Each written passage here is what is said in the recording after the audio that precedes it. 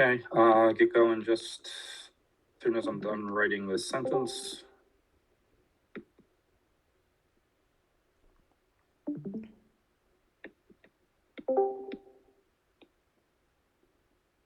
It's a long sentence.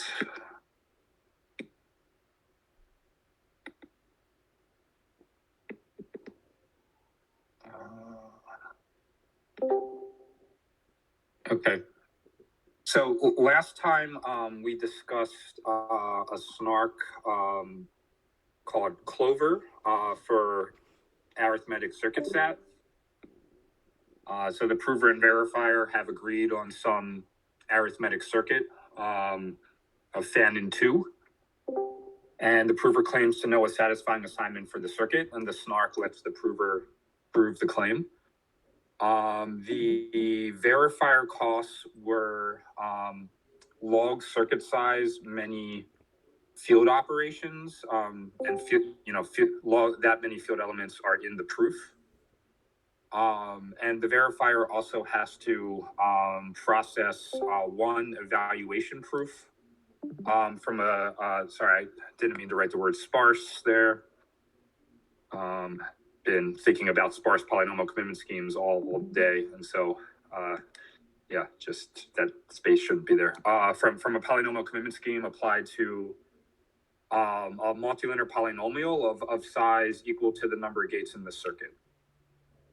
Okay, and so the cost of the size of that evaluation proof and the kind of the time required to check its validity depends on the polynomial commitment scheme used.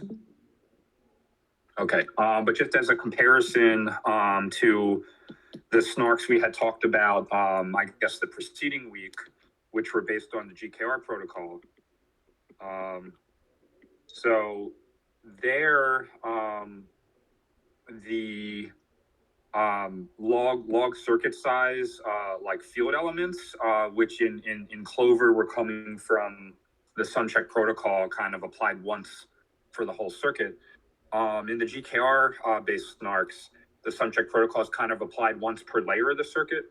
So the verifier costs are like order circuit depth. So here D is the depth of the circuit times log circuit size. And if your circuit has Fanon 2, there's kind of no way to avoid having that depth be at least log circuit size, which means that the verifier costs in the GKR-based snarks are at least log squared circuit size. And then in the GKR-based snarks, they also need a polynomial commitment scheme. So the verifier will also have to verify a evaluation proof of a polynomial commitment scheme. But in the GKR protocol, the polynomial has size equal to the witness to the circuit. The size of the witness, where the prover is claiming to know a W such that C of W equals, some claimed output Y. So, potentially, depending on what polynomial commitment scheme you use, like the evaluation proof could be quicker, shorter and quicker to check, just because the polynomial commitment scheme was applied to a smaller polynomial in the GKR-based ones than in Clover, which basically all snarks other than GKR-based ones, Clover kind of treats the whole circuit as one monolithic object, whereas the GKR-based ones go layer by layer through the circuit. Okay, but the most popular polynomial commitment schemes today, they would all, like these evaluation proofs would have, about log or polylog size. So let's just say log size. In which case, the difference between log of circuit size and log of witness size is not really significant. and the dominant term would be as what's coming from like the suncheck protocol and such. In which case, the Clover snark is at least quadratically better for the verifier, having log circuit size costs rather than the GKR based thing, which is like at least log squared. So in summary, just comparing the GKR based stuff to Clover, and the reason I'm doing this is because we're going to see an extension of Clover today called Spartan. So it's worth spending 2 minutes kind of explaining or reminding you what the like pros and cons are of what we're seeing today versus what we've already seen. So Clover, which has treats the whole circuit as one object, generally has smaller verification costs. So that's like a pro of Clover. A con of Clover is that it applies the polynomial commitment to the whole circuit, not just the witness, not just the input to the circuit. So that, especially for the prover, that is sort of more expensive in terms of the commitment costs. So bad for prover. And it could also be bad for the verifier, but if you're using like a logarithmic verification cost polynomial commitment, it doesn't really matter for the verifier too much. But a counterpoint in terms of Clover being more expensive for the prover in a sense is that treating the circuit as a single monolithic object instead of going layer by layer through it turns out to allow you to, so I'll say like the techniques anyway, because we're going to not Clover, it's like the kind of one of the main points of what we're going to see today is to kind of extend Clover to more general kinds of circuits. So the techniques underlying Clover extend to like more expressive classes of circuits. The GKR protocol seems to be like really pretty specific to kind of like, low depth circuits of fan-in 2. There's some room to mess around with, considering more general gates than addition and multiplication. But it just seems treating the circuits as sort of one single monolithic object lets you move to things like R1CS and Planckish and air.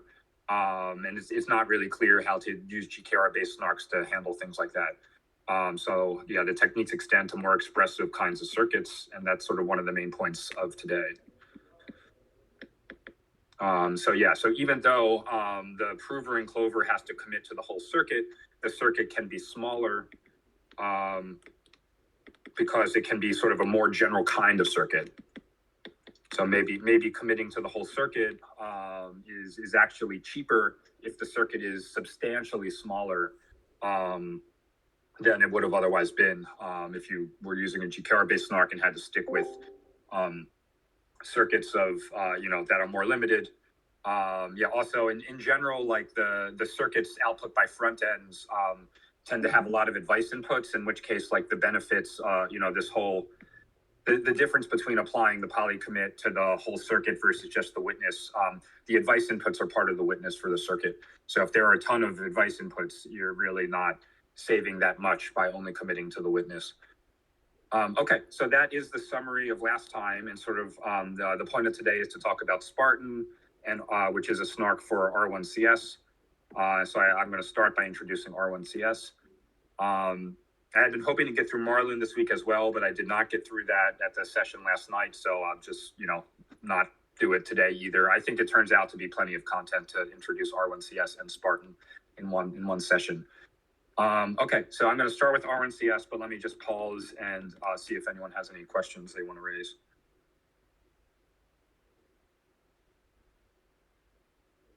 Cool. Okay, so in an R1CS instance, there are three public, call them, constraint matrices. Sorry. A, B, and C. Let's say they have M rows, which means N constraints. So rows / constraints, that means each row of these matrices corresponds to a constraint. And N columns. And each column corresponds to what I'll call a witness variable. This is a little bit confusing terminology because as we'll see, you should think of the witness to the R1CS instance as analogous to what for Clover I called circuit transcripts. So the R1CS instance, but R1CS, if you're thinking of it as like an analog of a circuit, it's kind of like R1CS itself, by its very nature, kind of treats the entire circuit as a monolithic object. This will become much clearer what I'm saying in a second. The what I'm calling the witness variables for the R1CS are analogous to like an assignment of a circuit transcript assigns values to all gates in the circuit, not just to like the witness, not just to like the inputs of the circuit. Okay, so this probably doesn't make any sense yet because I haven't told you exactly, I haven't finished my definition of R1CS, but I think it's helpful to introduce from the start that rows of these matrices correspond to constraints, and columns, each column corresponds to a different witness variable. Okay, so so the fact that A, B, and C are public means both the prover and the verifier know A, B, and C. And now the prover claims to know what we call a witness vector Z in field to the n, such that, okay, in matrix form, it is the following, and then I'll write it out sort of in non-matrix form in a moment. So it's A times Z, so that's a matrix vector product. Okay, Hadamard product, so that Hadamard means entry-wise product. Hadamard product, B times Z equals C times Z. Okay, so if I write that out sort of constraint by constraint, so let me just rewrite that in a way that I personally find easier to parse. So constraint by constraint, like equivalent expression. The following, so for each row, remember each row of these matrices corresponds to a constraint. So for each row I of the matrices, let's say let AI, BI, CI be the ith row of ABC respectively. So we require the constraint, the ith constraint is that AI inner product Z times BI inner product Z equals CI inner product Z.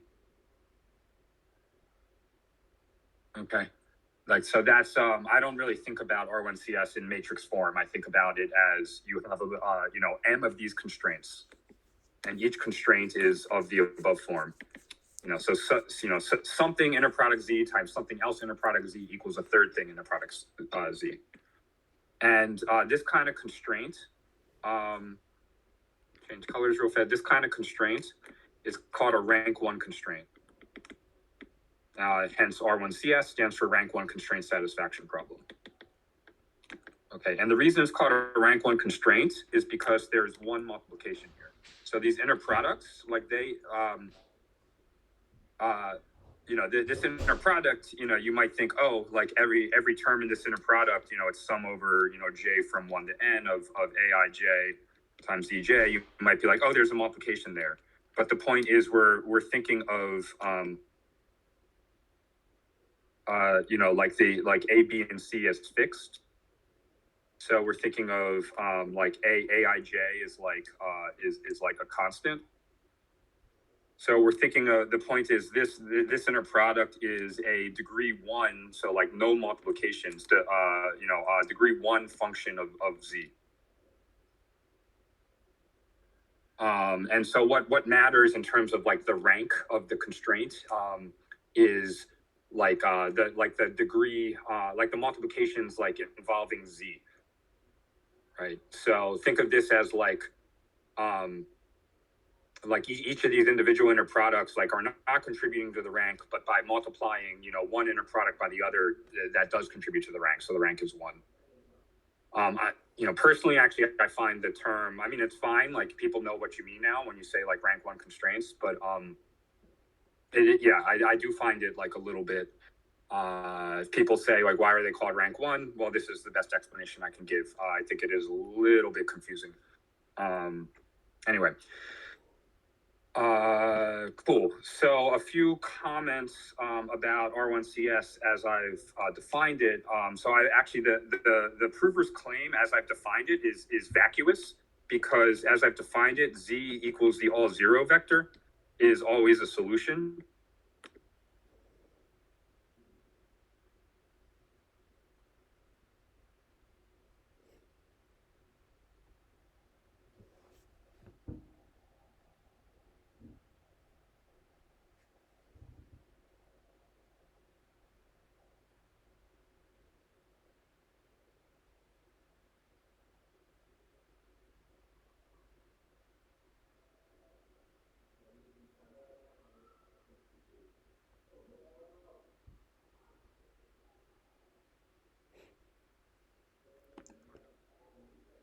Is everyone else still here? Or? Yeah, we're here. I think his call just dropped out. Nice, thanks.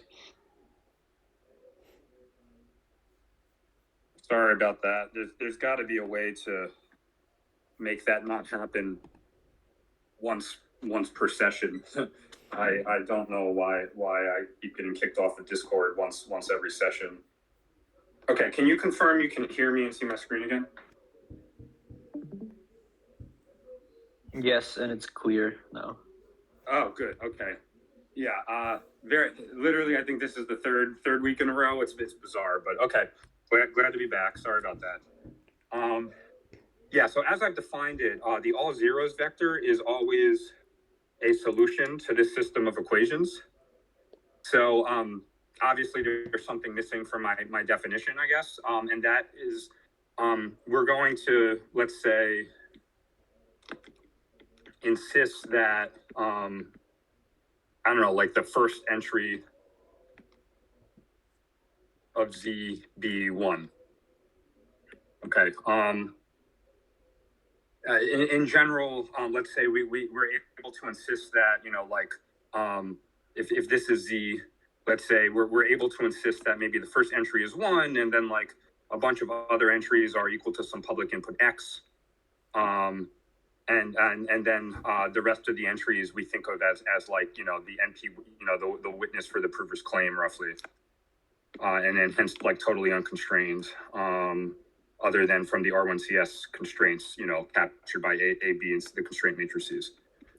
Okay, so once we're able to like fix like kind of even one entry of the vector Z to be one, we rule out this trivial solution, and the problem actually become, of like R1CS satisfaction.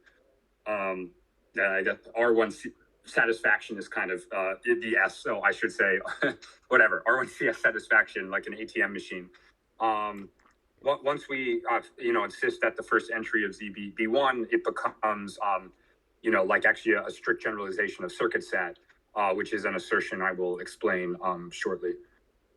Okay, does anyone want to ask a question right now?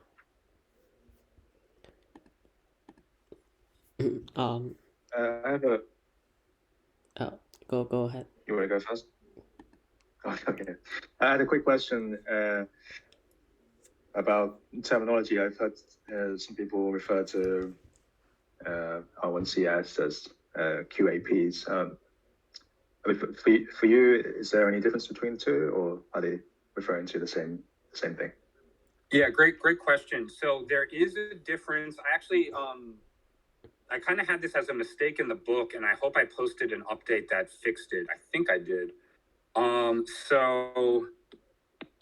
QAPs are basically an arithmetization of R1CS.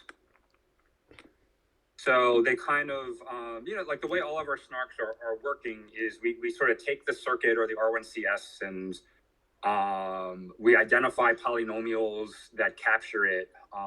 So, in like my notation, for all these sum check things based on multilinear stuff, we kind of replace these matrices A, B, and C with like multilinear extensions, and we'd replace the witness vector Z with a multilinear extension. So now they're polynomials, right? And we come up with a way so that, like Z satisfies, I'm literally just sort of sketching what we're about to discuss in detail, like how Spartan works. Like, so we come up with a way so that Z satisfies, all of the rank 1 constraints, if and only if, some expression involving these 4 polynomials, equals 0 at all Boolean inputs or something like that. And so QAPs refers to that. So like a specific, as I'll say, the specific one, I guess, used by like the snark due to growth 16 and its predecessors. So I would say they are different. They're sort of different in a way that I think is not important to even really be aware of. QAPs is just a particular way of like turning the R1CS instance into some polynomials that then like certain kinds of snarks like to use like in their guts. Is that kind of clear enough as a response? Yeah, it is. Thank you. Mm-hmm. Great question. And I definitely should check if I updated the book to clarify this point, because I originally just said QAPs are like, a synonym for R1CS, and that's actually wrong. And people have asked about it before, so I should confirm, but yeah. Other questions? I'm wondering why R1CS is considered more expressive than arithmetic circuits. Great. Let's actually hold that question till after I discuss reduction from arithmetic circuit sat to R1CS, because that's a way to formalize that R1CS is at least as expressive as circuit sat. And then I can try to say why people consider it like more expressive than circuit sat. Yeah. Oh, okay. Other questions?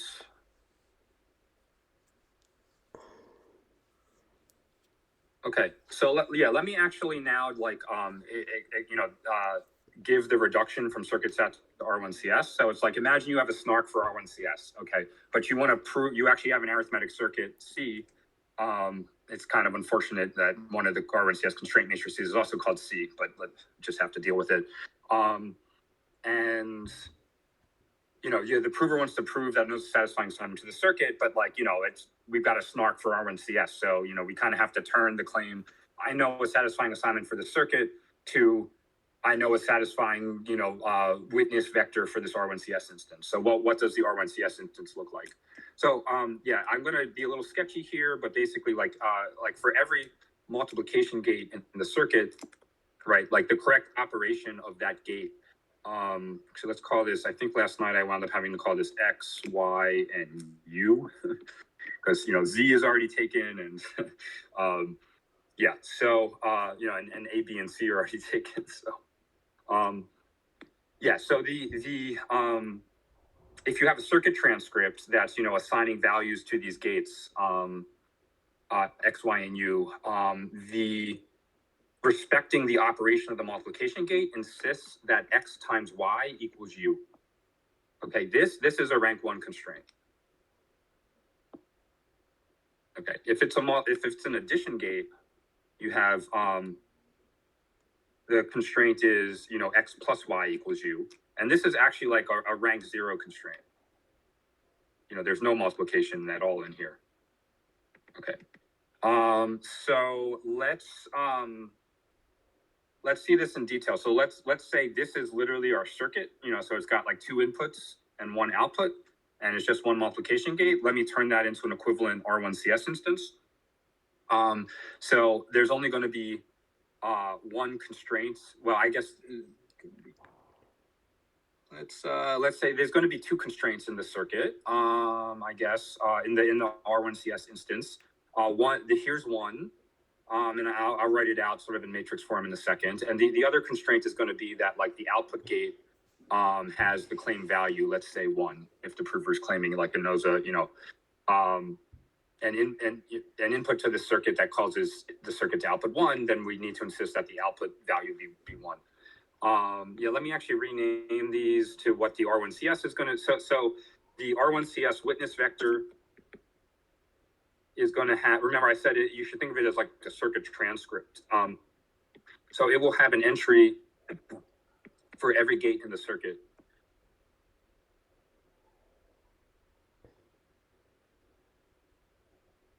So let's say Z1, Z2, Z3. Okay, so this constraint is that Z1 times Z2 equals Z3, and this constraint is like Z3 equals 1. Okay, so I guess let me write out the matrices. So to capture this first constraint, your matrix A, right? So we want the inner product of like the constraint, like the corresponding row of A and Z to just spit out Z1. So so A is just going to be, has one row, 1, 0, 0. So that when you inner product with Z, you get out Z1. B is going to be 0, 1, 0. So that when you inner product it with Z, you get out Z2. And then C is going to be 0, 0, 1. So that when you inner product it with Z, you get Z3. I guess, there are two constraints. So we're going to have to add a second row to each of these, I guess. I said like we have to have the ability to fix an entry of Z to be 1. So maybe when I said Z has 3 entries, I should have said it has 4, so plus 1 extra entry, fixed to 1. And let's just call that Z4 in this example. So let's say Z4 equals 1. Okay, so so I guess that means every row has to have an extra column in it. So this constrains, that the first row of A inner product Z times the first row of B inner product Z equals the first row of Z inner product Z is just exactly captures Z1 times Z2 equals Z3. And then to try to get the constraint Z3 equals 1, I guess on one side, let's say we want like the corresponding row of C times Z to be 1. 1 is Z4. So, that row would be 0, 0, 0, 1. So that, that row of C times Z just spits out Z4, which we fixed to 1. And then, on the left-hand side, we want, one of the two inner products. We want like A inner product Z. We want that to be 1, and B inner product Z to be Z3. So so the row of A would be 0, 0, 0, 1 to pick out Z4, which we fixed to 1, and the row of B we want to pick out Z3, so that would be 0, 0, 0, 1, 0. So that would be it. So if you take these 3 matrices with 2 rows and 4 columns each, AZ Hadamard BZ equals CZ is equivalent to the following 2 constraints. Z1 times Z2 equals Z3, and looks like we've got Z4 times Z3 equals Z4, and remember Z4 we fixed to 1, so let me just erase it and say 1 times Z3 equals 1, and these are exactly the 2 constraints we wanted. Okay, so conceptually speaking, every multiplication gate in the circuit you start with is just a rank 1 constraint. Like the correct operation of that multiplication gate is a rank 1 constraint. So you just get one rank 1 constraint per multiplication gate, and then the addition gates are like kind of even simpler. And now we're going to get into the question of why R1CS is considered sort of more expressive, strictly more expressive than arithmetic circuits. Let's I guess let's just see what the constraint is. What how you would turn like Z1 plus Z2 equals Z3 into an R1CS. So it's kind of analogous to how we handled Z3 equals 1, because this is also a rank 0 constraint. So Z1 plus Z2 equals Z3 is rank 0 as well. So it's the same sort of thing. So yeah, let me just I don't know. I'll just do that. I'll just start over. So now I'm just going to give you a single constraint for each of these matrices capturing Z1 plus Z2 equals Z3. So again, so we'd want kind of the first row of A, and there's only going to be one row of A here. The first row of A, inner product Z, we're going to want that to just spit out 1. And the first row of B, inner product Z, to spit out Z1 plus Z2. And the first row of Z, inner product Z, to spit out Z3. And that's what's going to capture, Z1 plus Z2, times 1 equals Z3. So yeah, so for the row of A, inner product Z to spit out 1, remember that 0, 0, 0, 1, so that it just picks out Z4, which we've insisted is fixed to 1. For B to pick out Z1 plus Z2, we want that to be 1, 1, 0, 0, right? That way, that B inner product Z is Z1 plus Z2. And then for C inner product Z to pick out Z3, that should be 0, 0, 1, 0. So this captures an addition gate, okay? And but now I'm finally going to get to the point about kind of R1CS being more expressive. So let me just briefly draw a circuit that involves a lot of additions and like quite a small number of multiplications. So let's say, we just have like a bunch of addition gates. What doesn't really matter.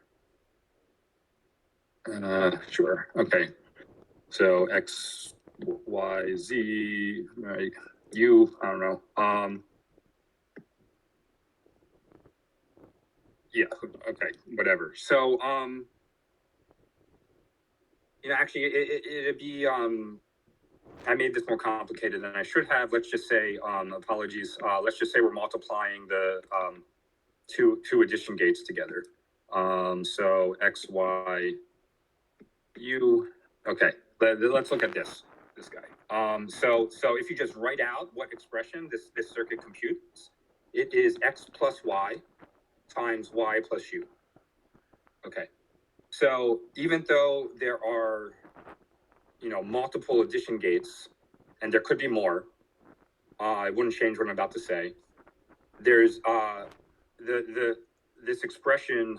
Let me give the output gate a name of I don't know, L. This expression, this constraint, it's still a single rank 1 constraint. Okay, so what's happening is the addition gates do not increase the number of constraints in the rank 1 constraint system.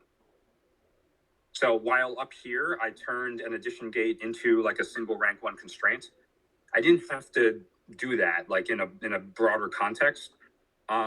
Instead, I could kind of munge together anytime I have like a bunch of addition gates that feed into a multiplication gate.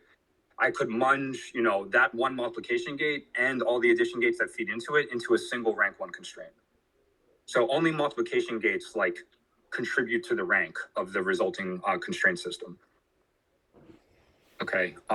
So in summary, in fact, something even stronger is true, which is the R1CS witness vector Z actually only needs to have an entry for every multiplication gate of the circuit you start with. So that is, you can actually turn any arithmetic circuit into an R1CS instance where for each constraint matrix, with M rows and N columns, I guess like M and N both just need to be roughly the number of multiplication gates in the circuit you started with.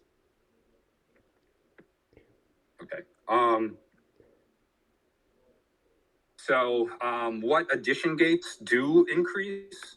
So add gates in the circuit you started with do increase or contribute to the number of non-zero entries. The number NNZ is number of non-zeros in the constraint matrices of the R1CS system.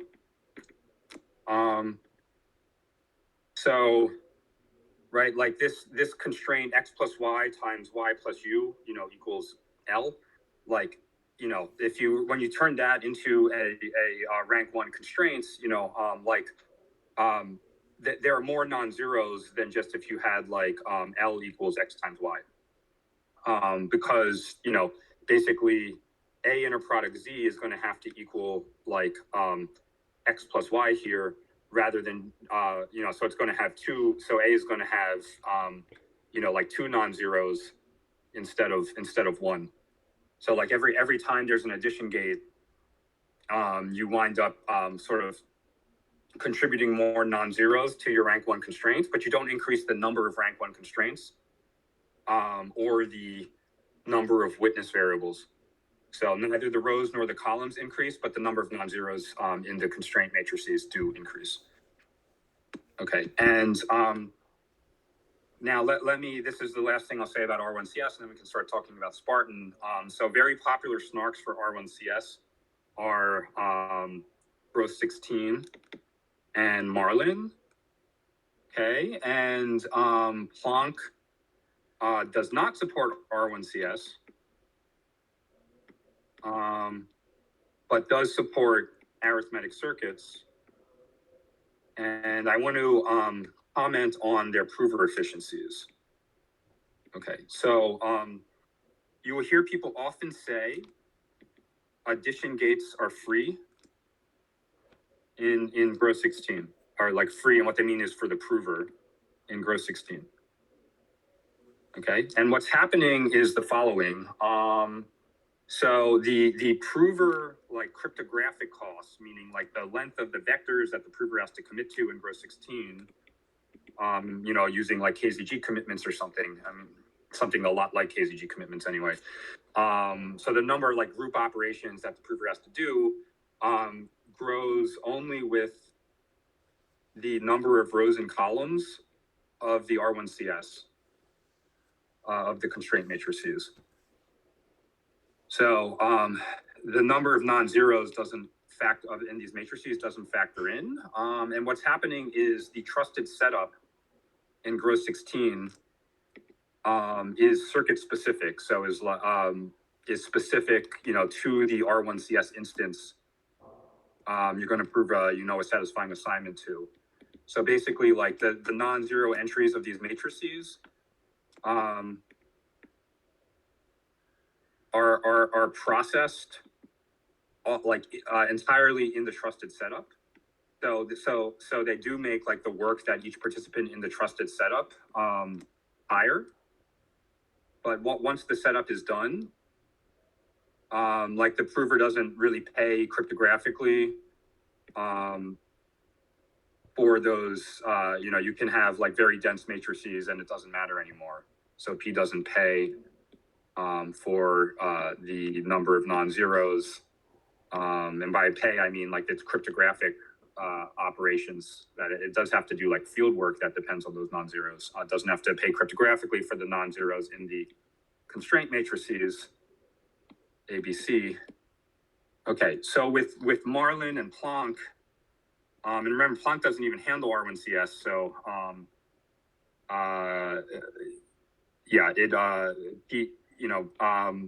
the setup is universal. The trusted setup is universal. Like it's just powers a tau. That means it doesn't depend on, you don't have to do a different setup for every time you kind of change the R1CS instance you care about. And so the prover does, cryptographic work proportional to, this alpha means proportional to the number of non-zeros every time it generates a proof, regarding the R1CS instance. Okay. And you see this like with Spartan too. Like Spartan, applied to R1CS instances with repeated structure.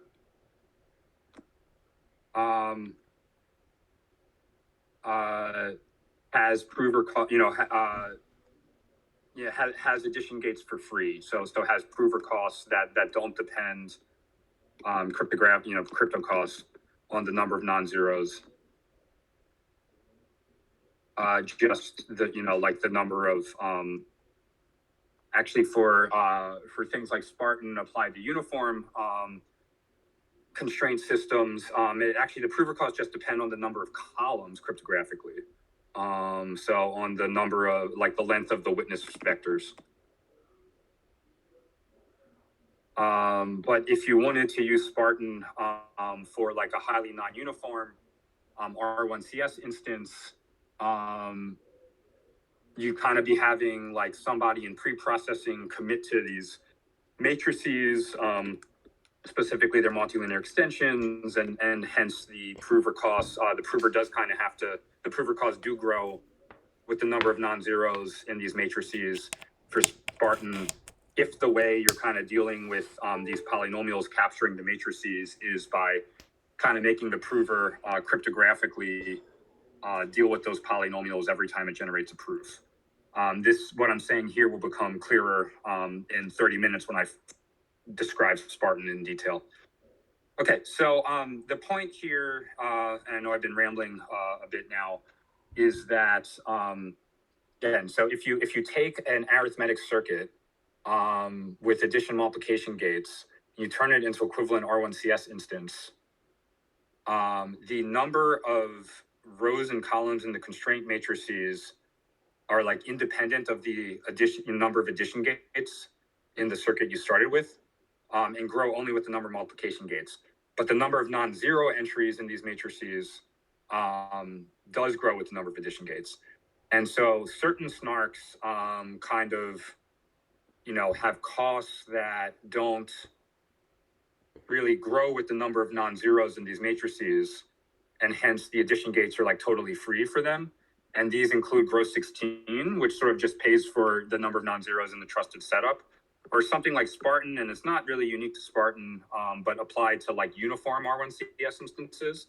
Whereas like Marlin and Planck kind of never really take advantage of uniformity and don't process the constraint matrices in their trusted setup, because the whole, kind of their claim to fame is they have a universal setup. So there, every time the prover generates a proof, it is paying for the number of non-zeros in its runtime. And so the addition gates in the circuit you started with do really matter. So I think that is why people say R1CS is a generalization. I think it's mainly because the addition gates sort of don't affect prover time in some snarks for R1CS. Okay, does that make sense? Does anyone want to ask any follow-up questions? I know that was a pretty rambling discussion. So the vector will be actually longer because each time there's a multiplication gate, the output is like a new variable in the vector. That is correct. Longer than like the witness for the circuit. Yes. So if you started with the circuit, and the prover's claiming to know a W such that C of W equals 1 or whatever, the Z in the R1 in the equivalent R1CS instance would have length equal to size of circuit, which is maybe bigger than it might be much bigger than the size of the witness to the circuit. But to be clear, like anything other than a GKR based snark would have the prover immediately commit to like the whole circuit and not just the witness. And so it doesn't really matter, like, we'll see the Spartan prover, the Marlin prover would like immediately, apply a polynomial commitment scheme to Z, which is like basically the same thing as applying a polynomial commitment scheme to the whole circuit you started with. So yeah, you're totally right. Like the quote witness vector for the R1CS instance might be much bigger than the witness for the circuit. But when you apply a snark for R1CS, to the equivalent R1CS instance, it kind of starts by doing the same exact thing that the snarks for circuit sat that aren't based on GCARE protocol would do to the circuit. Does that make sense? Is this what's called an advice input or no? No, I think this is different. So with advice inputs, it's like, so a lot of front end. So, imagine you start with a computer program, let me call it phi, that takes as input a witness and like checks that the witness is valid, whatever, valid means in context, and, outputs one if so. Okay, so a snark, like a front end for a snark, will turn phi into like an equivalent circuit sat instance or O1CS instance. And if it's circuit sat, right, like the circuit C will take as input like the witness W, but also like these advice inputs. Okay, and the circuit will kind of, the advice is like untrusted, so the circuit has to maybe do some checks on the advice to confirm that it was like honestly provided or whatever. But the advice kind of helps keep the circuit small, so like, for example, if the circuit has to take a witness element, element of W and divide it, take its inverse, right? Rather than computing the inverse from scratch, like the advice could provide the inverse and the circuit just has to check that, that element of W times the claimed inverse, let me just call it, B equals 1, right? And if you then took this circuit, that instance, and turned it into an equivalent R1CS instance, right, the R1CS vector Z would consist of, it would have inside of it, so Z would look like the following. It would have W inside of it, it would have the advice, the advice inputs inside of it, and it would also have all the other gates of the circuit inside of it as well, all other gate values. So, I don't know. Hopefully that clarified things. So I'd say, this Z issue being, Z being longer, like than the input to the circuit, is kind of distinct from the fact that like some of the inputs to the circuit might be advice inputs. Z is just, you should think of Z more as like just like a circuit transcript, and then literally if you started with a circuit and turned it into equivalent R1CS instance, the vector Z would just be a transcript for the circuit. Okay, and the new variable each multiplication gets introduced, those are like how to big ZK, right? They're not public because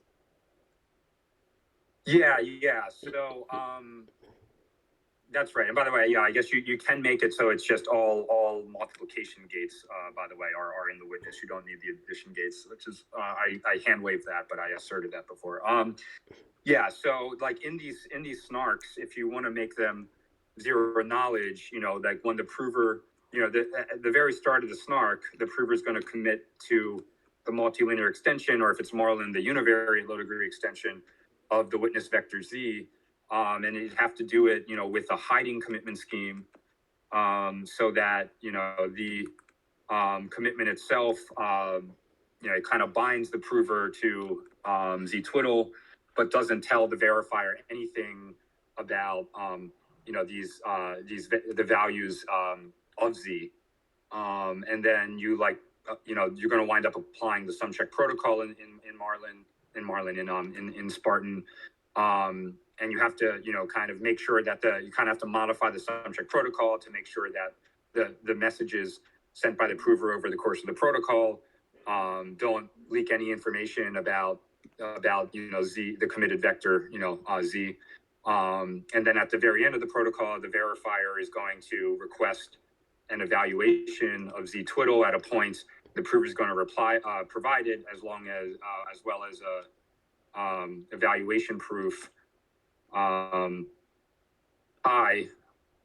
and you're going to have to also make sure that the polynomial commitment scheme you use has, you need to make sure two things. You need to make sure that, the evaluation of Z twiddle of R is actually leaks no information about the vector Z that Z twiddle extends. And you have to make sure that the evaluation proof also leaks no information about that vector. So yeah, hopefully giving this details about how you make these things ZK kind of makes things more concrete. But yeah, the prover needs to like commit to this vector Z and then reveal like one field element of information about it later, all while revealing no information whatsoever about the vector Z itself. So yeah, you actually need to do things like kind of you can't literally use the multilinear extension of Z-twiddle. We're diving in way into the weeds here, because then even a single evaluation of the multilinear extension of Z-twiddle will leak some information about Z. So you kind of have to wind up padding Z with like random values, so that when you take the multilinear extension of the padded thing, it doesn't actually leak any information about the private stuff. Was that a clear enough rambling summary of how ZK is achieved to help? Yes.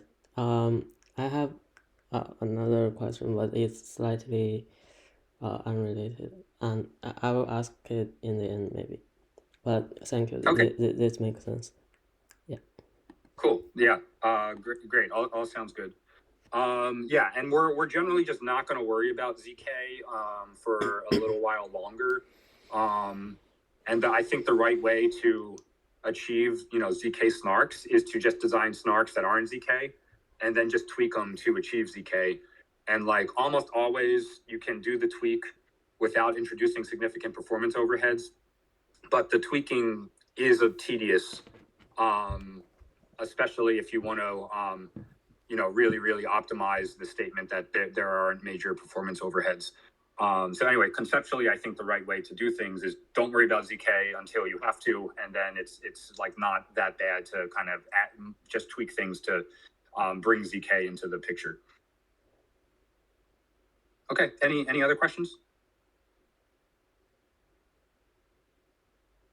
All right, so almost took an hour to get through R1CS, but I think that's okay. I actually think Spartan goes reasonably quickly, definitely 30 minutes or less if I don't get sidetracked once we understand R1CS.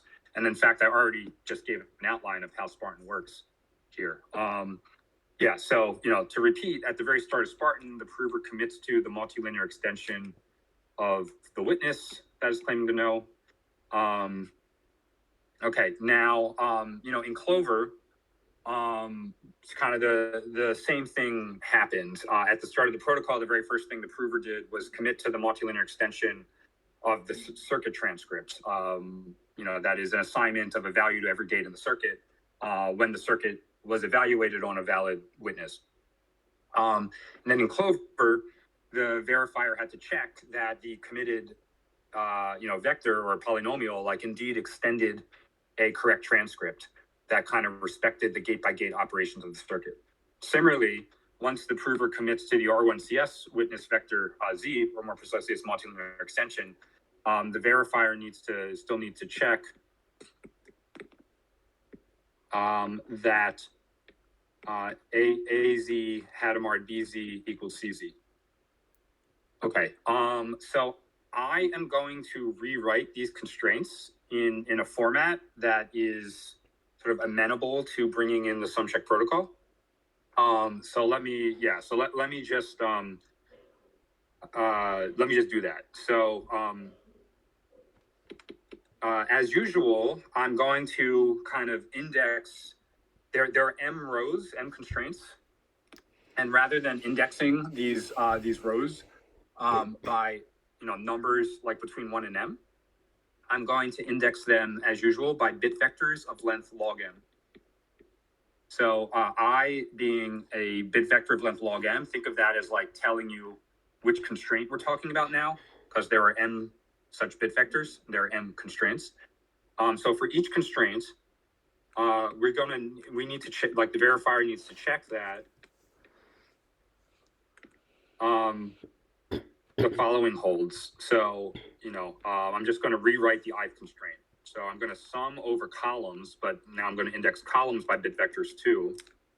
So j and 0, 1 to the log n, that's the number of columns is n.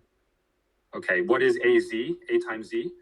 It is just the sum over every column j of aij times zj. Okay, and I take that sum and I multiply that by like the inner product of the ith row of b and z, which is the same sort of thing, just with a twiddle replaced by b twiddle.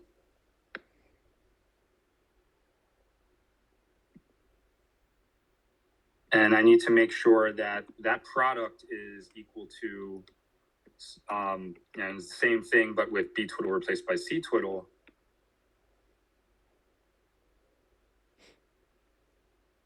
Okay. Cool. Now, so let me call this gross thing I just wrote. I'm going to circle it in red.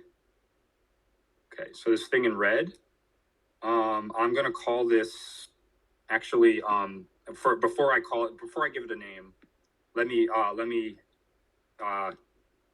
kind of subtract the last term and say, you know, that we need it to equal 0.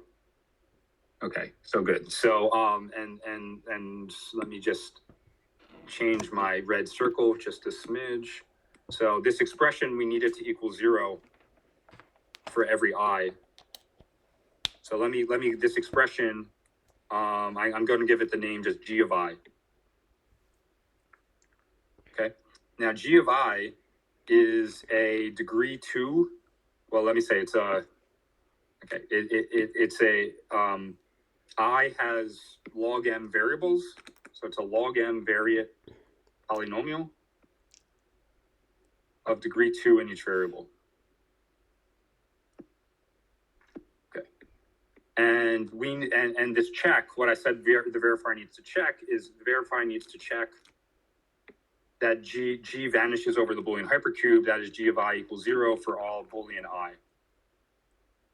You know. And this was exactly the sort of check that the Clover verifier also had to do at some point. And you know, so I explained last week, like if G were multilinear, then this property of vanishing over the Boolean hypercube is equivalent to just G being the all zeros polynomial.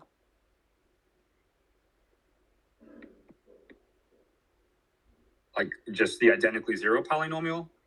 Because, you know, there's a unique polynomial that takes any specified set of evaluations over the Boolean hypercube, and, you know, the 0 polynomial is multilinear and obviously equals 0 over the Boolean hypercube.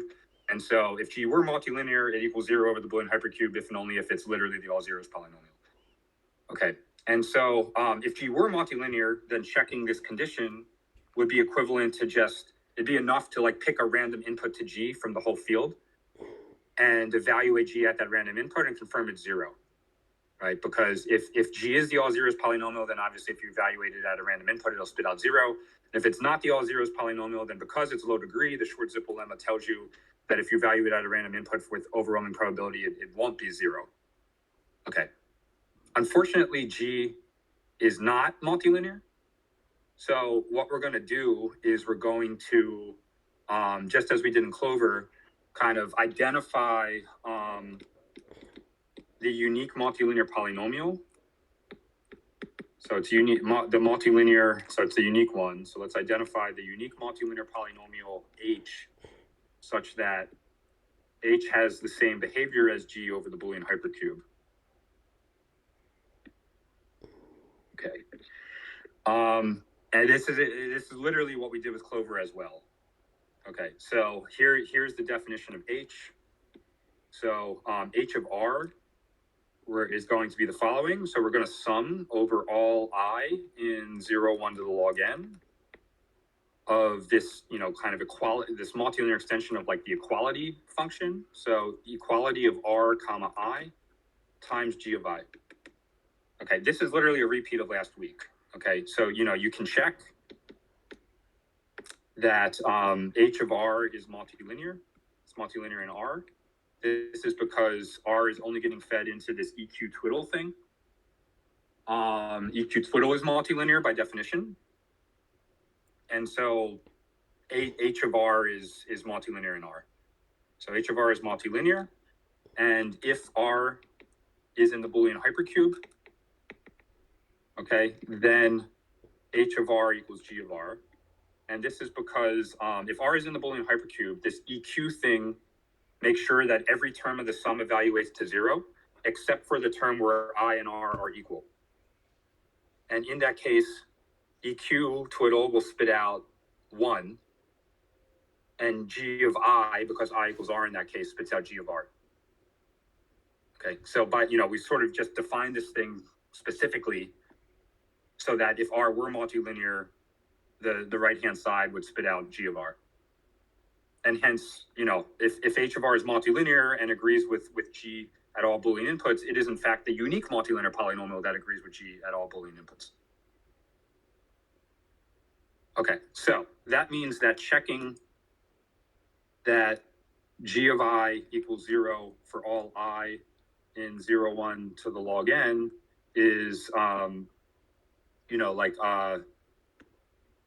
it's not quite, up to some small soundness error is equivalent. So I don't know, let's just say basically equivalent up to some small soundness error. Well, okay, sorry, let me put it this way. It's equivalent. It is literally equivalent to checking that h is the all zeros polynomial. So h equals 0, bold 0, meaning the all zeros polynomial, which up to some small soundness error is equivalent to b picking a random r from field to the log n and checking that h of r equals 0. Right. Again, if you want to check that some low degree polynomial is the all zeros polynomial, just evaluate it at a random point. If it is the all zeros polynomial, of course, that evaluation will be 0. If it's not, then because it's low degree, you're confident that with high probability over the choice of r, it'll spit out something that's not 0. Okay.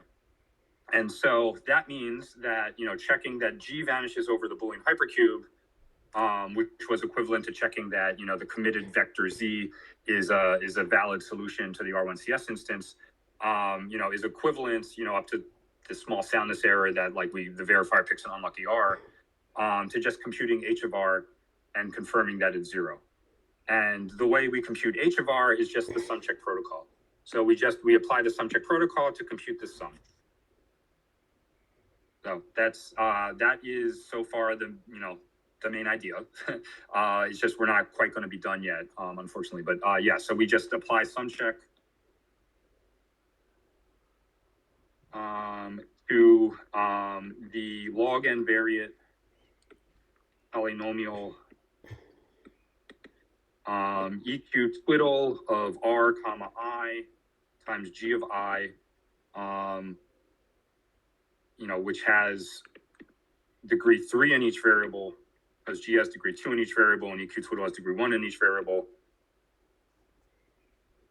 And that will, applying sum check to this polynomial, computes h of r, because it computes sum over I and 0, 1 to the log n of q of I, which is, I define q of I, so that would be exactly what this expression is we had above for h of r. That EQ twiddle of r comma I times g of I. Okay.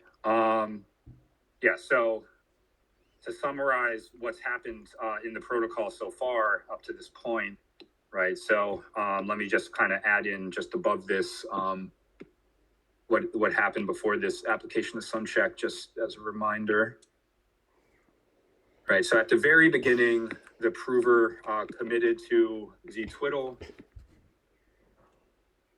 Okay, the verifier then picked a random r from field to log n, sent it to the prover, so the prover knew what r was. And then they applied the sum check protocol to this polynomial here. Okay, now, great. The costs of that sum check protocol are just, order log n, because it has degree 3, this polynomial has degree 3 in each variable, and they're log n variables. So they're log n rounds, whereas a degree 3 polynomial sent in each round. At the end of sum check, okay, the verifier has to evaluate the polynomial being summed at a random point. Now R, let me call it R prime, for some random point R prime, where each entry of R prime was chosen kind of round by round over the sumcheck protocol. So that requires the verifier to evaluate EQ twiddle of R comma R prime and G of R prime. Okay, this the verifier can evaluate on its own in log n time. We've talked about this before. This EQ twiddle thing is just like a product of log n, simple things. It kind of goes variable by variable through R and R prime and kind of checks them for equality if they are Boolean.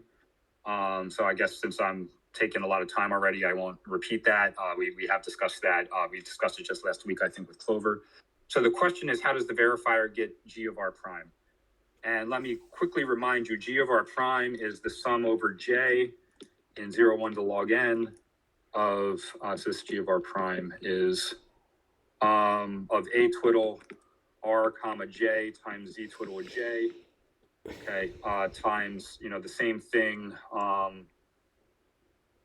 don't want to write this out since I'm running so late. I'll do a quick minus same sum C twiddle RJ comma Z twiddle J. Cool. So so we have three sums here. Okay, so naively, and I'll explain shortly, in practice, you don't actually have to sort of do it this naively. We can just apply sumcheck 3 times to compute each of these. So like this first sum, we can compute, like the verifier can make the prover provide it by applying sumcheck a second time to the polynomial a twiddle rj comma z twiddle times z twiddle j. And so this is, let me call this, I need another letter, I don't know, t of j. T is a bad name for polynomial, but I don't know, I'm trying not to take up too much of your time today. And so this is a log n variant. I might have misspoken before when I said q. If I said q was q was log m variant.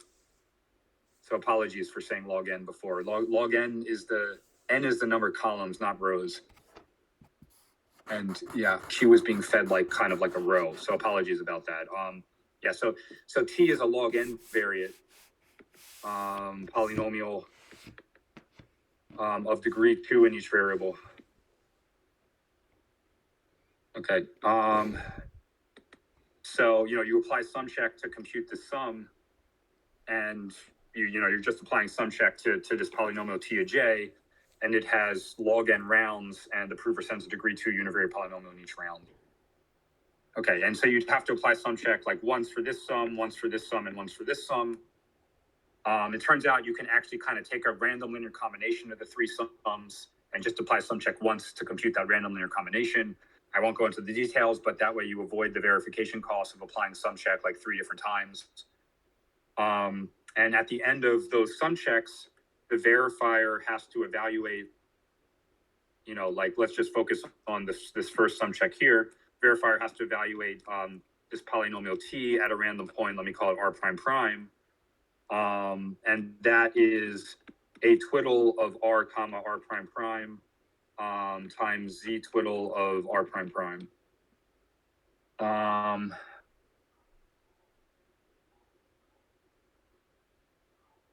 I think I lost a prime before. I think I went too fast. I realized I was running behind, and I sped up too much and was mixing up rows and columns and r and r prime. So I hope I haven't confused you too much at this point. So apologies about that. But anyway, so the point is that z twiddle was committed. So the verifier can just get z twiddle of r prime prime from the prover. The prover does have to provide an evaluation proof.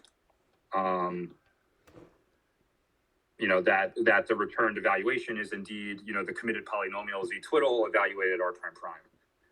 And then this a twiddle thing, this is analogous, completely analogous to add twiddle and malt twiddle from Clover. right? So these were the polynomials that captured like the wiring of the circuit, like which gates are connected to which other gates. So like the wiring of the circuit is like analogous to these R1CS constraint matrices, right? The R1CS constraint matrices like tell you the constraints placed on the values assigned to each entry of the witness vector, which we're thinking of as analogous to circuit transcripts. So just as the wires of the circuit tell you constraints on the valid values to assign to each gate in the circuit. So just as we discussed last week, like if these constraint matrices A, B, and C, if the constraints contain repeated structure, then it will be the case that the verifier will be able to evaluate each of these multilinear extensions at the necessary points, R prime, comma R prime prime, like quickly on its own. And if A, B, and C are like totally unstructured, so we just make zero assumptions at all about like, which entries are non-zero and how many, and what the non-zero values are. So, if they're just totally unstructured, what people will do now is A twiddle, B twiddle, and C twiddle will be committed in pre-processing by an honest party. You only want to do this, of course, if you're going to prove many statements about the same R1CS instance, because it's very expensive to commit to these polynomials. And if you're only going to like use them once or something, you might as well just have the verifier like pay the price of evaluating the polynomials on her own. It's linear time in the number of non-zeros of A twiddle, B twiddle, C twiddle, but that's better than having an honest party kind of pay even more to commit to them in pre-processing if you're only going to use these R1CS matrices once or something. So you're thinking, if you're going to do this sort of thing, you're thinking of like, I don't know, Zcash, the Zcash Foundation or something, upgrading the circuits that they're using, upgrading the R1CS that they're using. And so, they will be honest and transparently commit to these polynomials in pre-processing. Anyone can who's willing to invest the work, if it's transparent, can check that they committed to it correctly by redoing the work themselves. And then, for our future points, like whenever anyone wants to like verify like a Zcash mint or spend or whatever, the resulting, R1CS instance that captures the validity of the operation, has already been committed to, like the verifier does need to know the commitment, and then the prover can supply the necessary evaluations of these committed polynomials. Same thing for B twiddle and C twiddle, plus an evaluation proof for each. And the verifier, rather than doing the hard work of computing these evaluations itself, just needs to check the evaluation proof. So that is Spartan. And I guess the last thing I will say about it is, what was I going to say? Now, I want to briefly talk about committing to these polynomials, A twiddle, B twiddle, C twiddle in pre-processing. So you have to be clever for that pre-processing commitment. So for the crypto costs of, the prover, both the pre-processor and the prover, like dealing with, that is producing the evaluation proofs for these committed polynomials.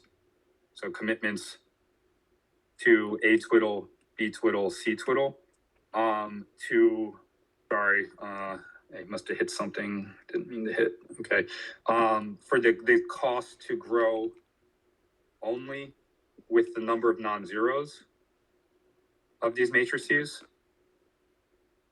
right? So if you're very naive, if you just like naively apply a polynomial commitment scheme to these polynomials, the crypto costs for the prover and the committer will grow with the number of entries in the matrices, like m times n, not the number of non-zeros.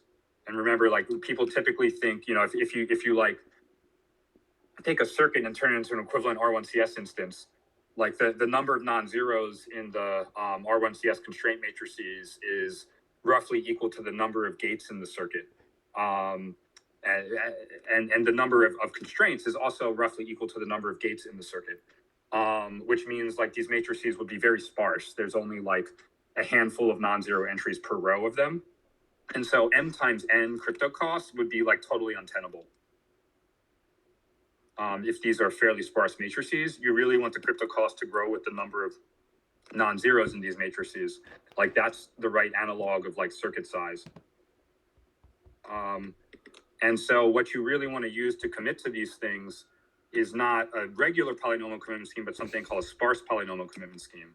And that's just a commitment scheme that will ensure that the prover's costs grow with the number of non-zeros in these matrices and not with the total number of entries in the matrices, most of which are zero. Now, these sparse polynomial commitment schemes, I think, are underappreciated and actually really important. Been thinking about them all day because I'm doing some work on them. I think they're really important.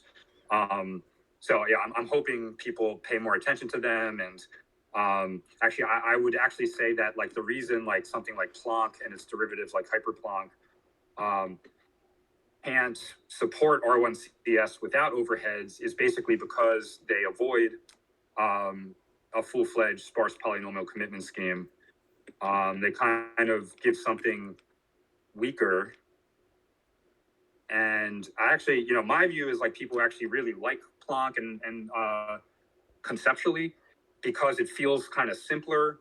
And the reason it's simpler is kind of because it doesn't kind of give a full-fledged sparse polynomial commitment scheme, but I think there's a price to be paid for avoiding giving one. Namely, it can't, while it can handle Planckish, it can't actually handle R1CS without overheads. So I think if you actually, I'm doing my best to kind of come up with a better way to explain how these sparse polynomial commitment schemes work. And I do give some information about this in chapter 9, I forget the exact section on Marlin. Actually, most of the text, Marlin, as we'll see next week, is like very simple outside of the sparse polynomial commitment scheme. So most of the text on Marlin describes a sparse polynomial commitment scheme for sparse bivariate polynomials. And then chapter, I don't know, it might be like 16, like sketches Spartan's sparse polynomial commitment scheme for multilinear polynomials, although Spartans would also work for univariate as well.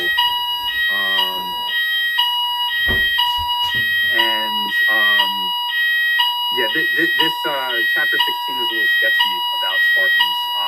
But yeah, I'm doing some work. I'm quite excited about it, where I'm both going to try to explain the Spartan scheme better and like improve it and use it for, you know, I think it's just very powerful. So at some point, I'll cover the details of these sparse polynomial commitments. I think they're kind of underappreciated today. So I wanted to kind of end by flagging that, you know, committing to these kind of R1CS matrix polynomials with reasonable costs is actually, I think, really important and non-trivial. And by the way, the same thing comes up with add twiddle and malt twiddle from last week for Clover, because they actually, if you remember, they took as input 3 gate labels A, B, C. So like, you know, the ambient space of like possible Lagrange basis polynomials or whatever for them is not C. It's like the size is actually C cubed because that's how many gate triples there are, like triples of gates.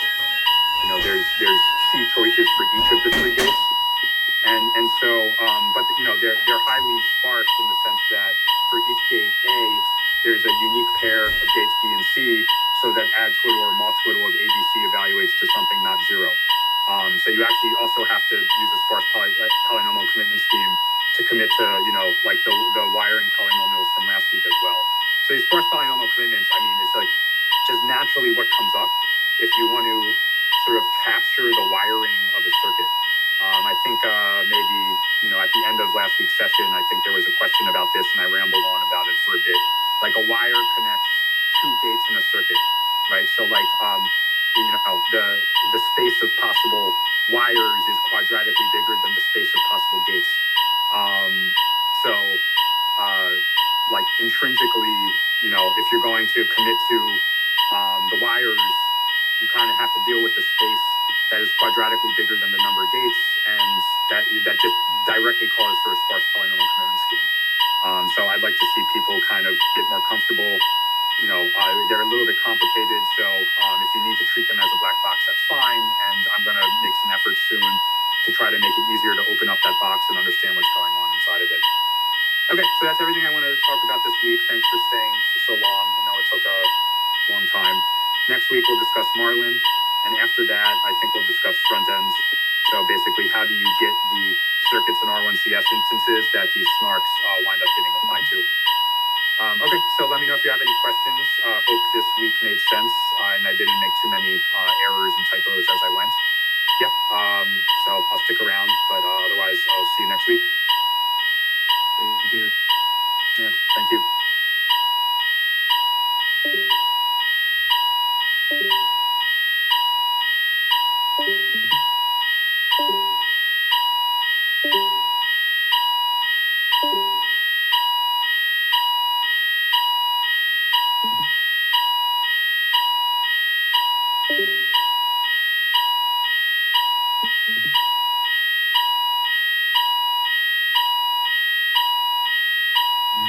All right. Preston.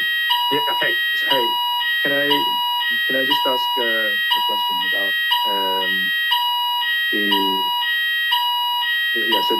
kind of interaction, so the basic structure of this Spartan protocol, I mean, compared with the Clover protocol. So basically, it starts off by the prover committing to this Z, this correct transcript or whatever, and then the verifier will then send a random point, and then at this point, do both of these guys independently end up deriving that polynomial, which they end up sum checking over? So do they do this independently? No. Yeah, so I guess, the sum check is weird, where like the verifier never even needs to know the polynomial being summed over until like the very end of the protocol when it needs to evaluate it at a random point. Yeah. Yeah, so like in Spartan, like at the end of the first sum check, it's like the verifier is like, oh, now I need to evaluate this thing at a random point. I can't do that because that polynomial is this like gross sum over this thing. It's disgusting. But it's like no problem. Like evaluating this gross thing at a random point, like I can be done. I can make the prover do it by applying sum check like a second time.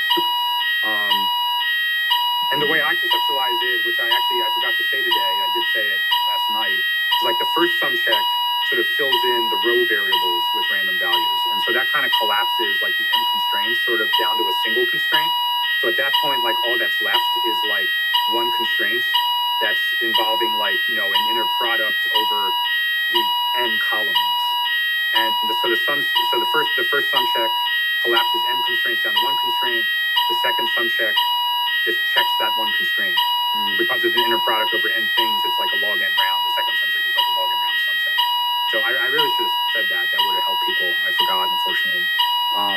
Yeah. So did that help you? Was that helpful? Yeah, that is helpful. Although, so you just referred to the first sum check and then the second sum check, but then there are also like additional sum checks after that, right? To deal with the other. I mean, there's like three. Yeah. So I mean, the way I think of it is, you're right that like what I call the second sum check is really like three sum checks, but you can kind of merge the three into one with like just a standard random linear combination technique. Okay. I see. Okay. Yeah. And even if you didn't merge them into one, like they can happen in parallel, so I think of them conceptually as just like there's just like kind of two sum checks, the first one and then the remaining. Yeah, got it. Okay.